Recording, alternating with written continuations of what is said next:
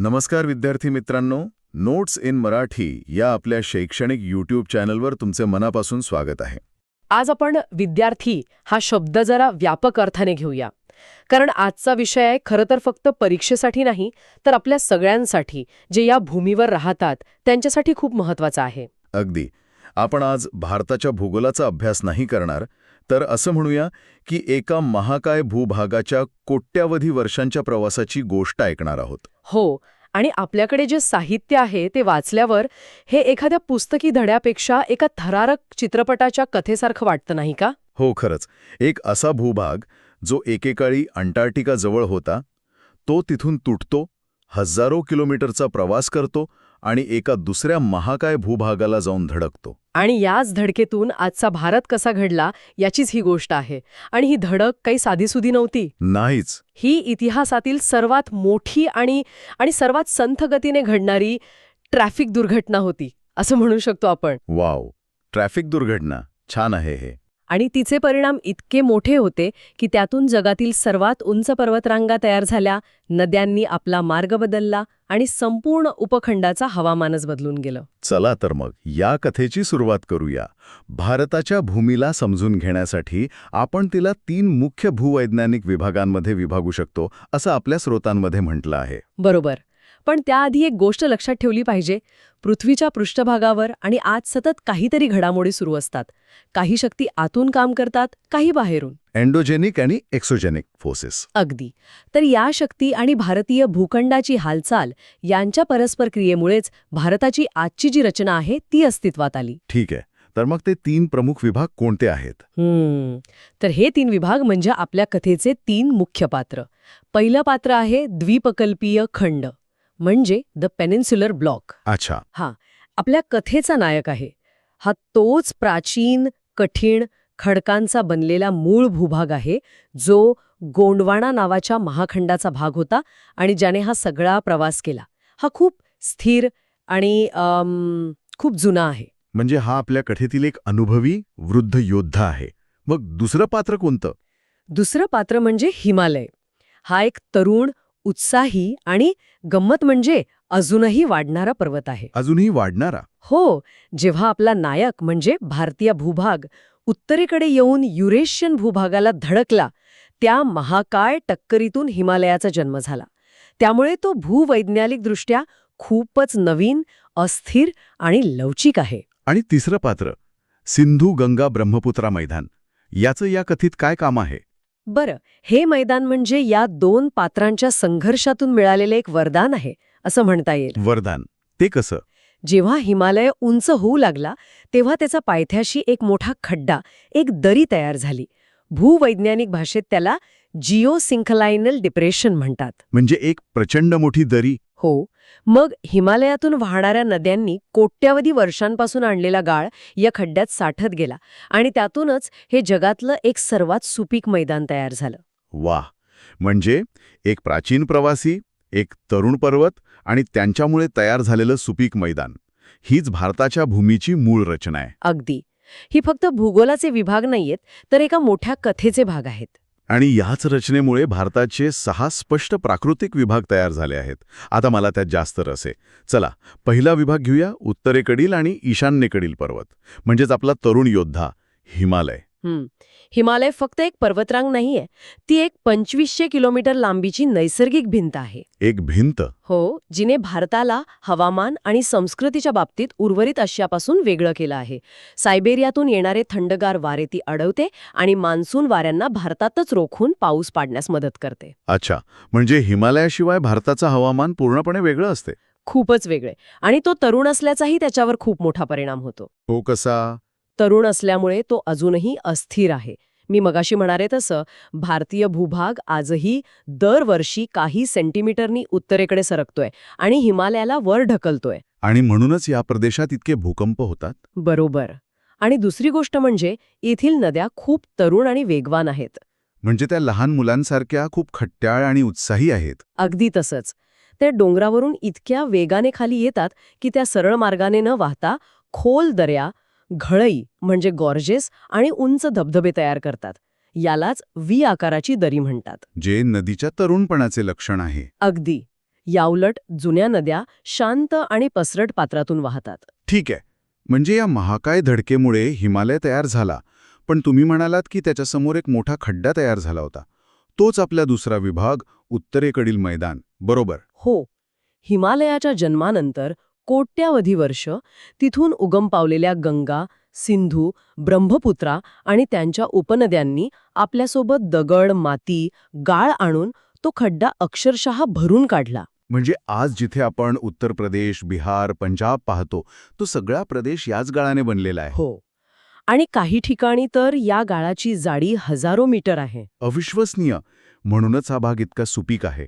पण यातही भाभर, तराई, भांगर, खादर असे उपप्रकार आहेत. हे खूप तांत्रिक वाटतं. नाही, सोपं आहे. कल्पना करा, एक नदी हिमालयातून वेगाने खाली उतरते आहे. हां, पायथ्याशी येताच तिचा वेग कमी होतो, त्यामुळे ती आपल्या सोबत आणलेले मोठे दगड गोटे तिथेच टाकून देते. हा जो 8-10 किलोमीटरचा दगडांनी भरलेला पट्टा आहे, तो म्हणजे भाबर. अच्छा. आणि इथे लहान नद्या दगडांखाली नाहीशा होतात असं म्हणतात. हो, जणू लपंडाव खेळत आहेत. आणि मग भाबरच्या पुढे जिथे जमीन सपाट होते, तिथे या नाहीशा झालेल्या नद्या पुन्हा जमिनीवर येतात. त्यामुळे 10-20 किलोमीटरचा एक दलदलीचा पाणथळ प्रदेश तयार होतो. हाच तो तराई प्रदेश. बरोबर. घनदाट जंगलं आणि समृद्ध वन्यजीवनासाठी हा ओळखला जातो. जिम कॉर्बेटसारखी राष्ट्रीय उद्याने याच पट्ट्यात आहेत.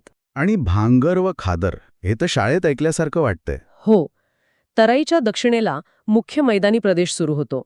नदीच्या पात्रापासून जो दूरचा भाग आहे, जिथे पुराचं पाणी सहसा पोहोचत नाही, तो जुन्या गाळाचा प्रदेश म्हणजे भांगर. आणि खादर म्हणजे नदीच्या जवळचा. अगदी. नदीच्या अगदी जवळचा, जिथे दरवर्षी पुरामुळे नवीन गाळ पसरतो, तो भाग म्हणजे खादर. खादरची जमीन खूपच जास्त सुपीक असते. कारण तिला दरवर्षी पोषक तत्वांचा नवीन थर मिळतो. बरोबर. म्हणजे एकाच मैदानात किती विविधता आहे. आता आपल्या कथेतील मुख्य नायकाकडे, त्या प्राचीन योद्ध्याकडे वळूया. द्वीपकल्पीय पठार हा भारताचा सर्वात जुना भाग आहे, नाही का? हो, हा तोच मूळ भूभाग आहे जो आफ्रिका, ऑस्ट्रेलिया आणि अंटार्क्टिका सोबत जोडलेला होता.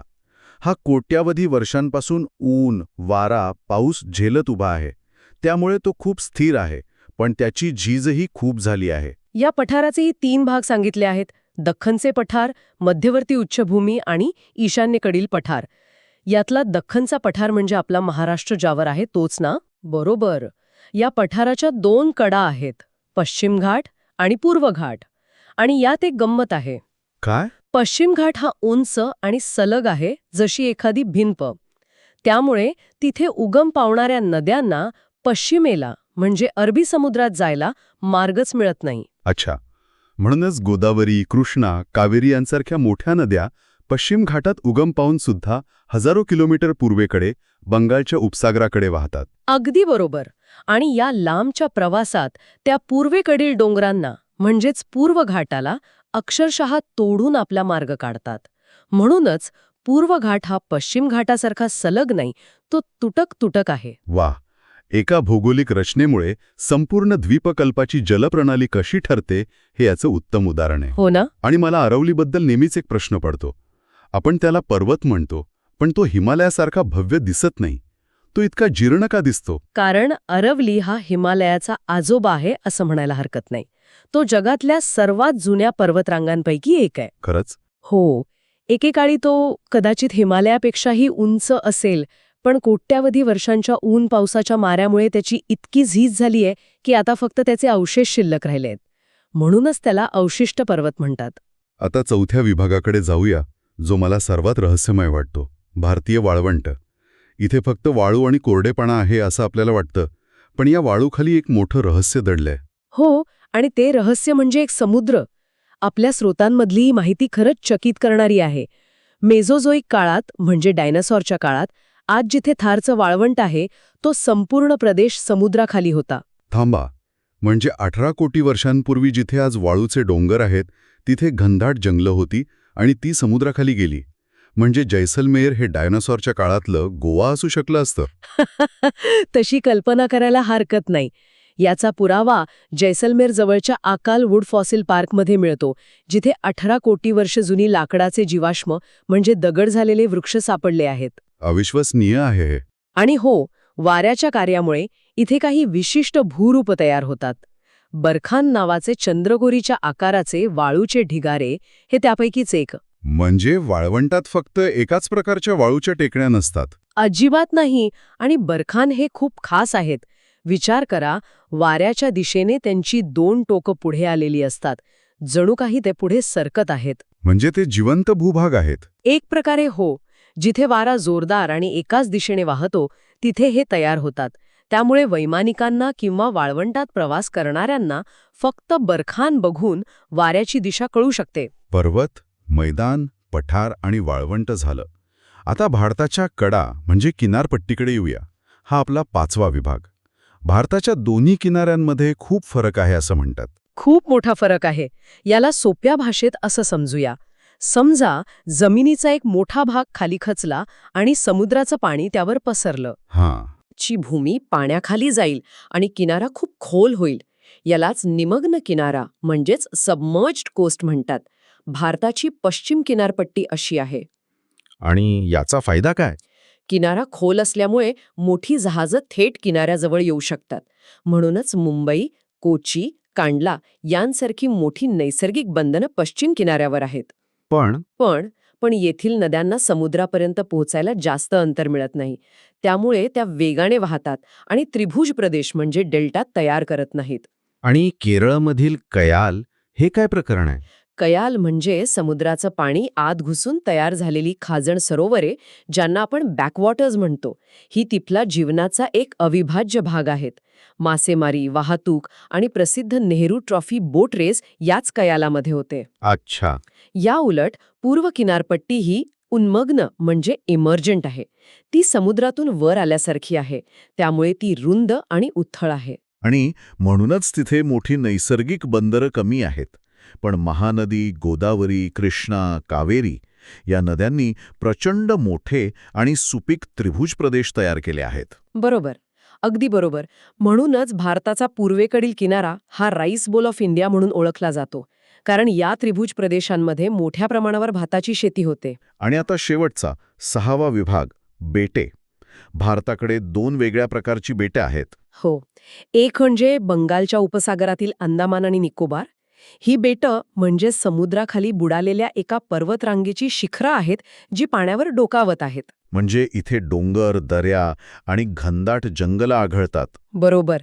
आणि भारतातील एकमेव जागृत व्हॉल्कॅनो बॅरन बेट हा सुद्धा इथेच आहे. म्हणजे ही बेटं म्हणजे हिमालयाची समुद्रातली भावंड म्हणता येतील. आणि दुसरी अरबी समुद्रातील लक्षद्वीप बेटे. लक्षद्वीपची कथा पूर्णपणे वेगळी आहे. ही बेटे प्रवाळ नावाच्या एका सूक्ष्म सागरी जीवानं बनवली आहेत. Coral islands. हो. लाखो प्रवाळ एकत्र येतात आणि त्यांच्या कॅल्शियम कार्बोनेटच्या सांगाड्यांपासून ही बेटं तयार होतात. त्यामुळे त्यांची रचना आणि नैसर्गिक सौंदर्य अंदमानपेक्षा पूर्णपणे वेगळं आहे. म्हणजे एकीकडे समुद्रातून वर आलेली डोंगरांची शिखरं, तर दुसरीकडे सूक्ष्म जीवांनी तयार केलेले प्रवाळांचे दागिने. किती अविश्वसनीय विविधता आहे. आणि हीच तर भारताच्या भूमीची खासियत आहे. आपण आज जे काही पाहतो, उत्तुंग हिमालय, सुपीक मैदानं, प्राचीन पठार, सुंदर किनारे आणि बेटं, हे सगळं त्या एका महाप्रवासाचा आणि महाधडकेचा परिणाम आहे. ही रचना, प्रक्रिया आणि विकासाचा टप्पा यांचा एकत्रित परिणाम आहे. बरोबर. तर आज आपण भारताच्या प्राकृतिक रचनेचा एक रोमांचक प्रवास केला. ही फक्त भूगोलाची माहिती नव्हती, तर आपल्या पायाखालची जमीन कशी तयार झाली याची महागाथा होती. आणि ही गाथा अजून संपलेली नाही. भारतीय भूभाग आजही दरवर्षी 5 सेंटीमीटरच्या वेगाने युरेशियन भूभागाखाली सरकत आहे. हिमालय आजही उंच होत आहे. हा बदल आजही आत्ता या क्षणीही सुरू आहे. आणि जाता जाता ऐकणाऱ्यांसाठी एक विचार. आपण पाहिलं की ही संपूर्ण रचना एका स्लो मोशन क्रॅशचा परिणाम आहे, जो अजूनही सुरू आहे. मग जेव्हा आपण दिल्लीत किंवा हिमालयात भूकंपाचे धक्के अनुभवतो, तेव्हा आपण खरं तर या कोट्यवधी वर्षांपासून चाललेल्या महानाट्याच्या पुढच्या अंकाची एक छोटीशी झलकच पाहत असतो का? विचार करा.